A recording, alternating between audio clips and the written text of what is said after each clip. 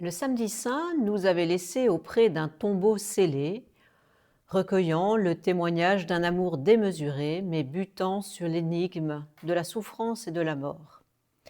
La longue vigile pascale, mère de toutes les veillées, nous a fait entrer dans le mystère de vie toujours offert, en marchant derrière le cierge pascal, symbole du Christ, lumière qui éclaire sans éblouir.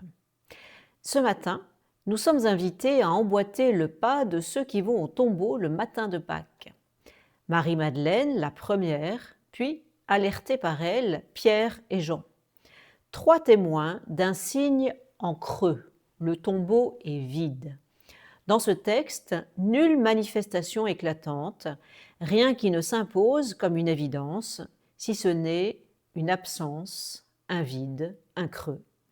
3 témoins qui voient la même chose, mais seul le regard de foi de Jean, le disciple bien-aimé, lit dans cette absence la présence du ressuscité.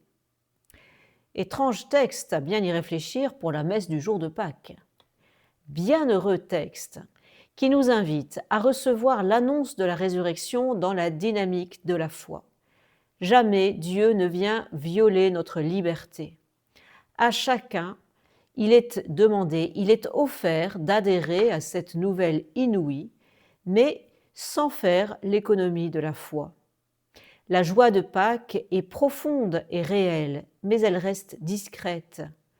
Dieu nous respecte infiniment, jusque dans l'événement de la résurrection. Il nous rejoint sur nos chemins de déroute, comme pour les disciples d'Emmaüs, prend le temps de marcher à notre pas, d'écouter nos peurs, nos déceptions, avant de se faire reconnaître dans la fraction du pain. Mais alors, il disparaît à nos yeux en convoquant à nouveau notre foi. Ainsi en est-il de toute expérience pascale. Belle fête de Pâques à chacun.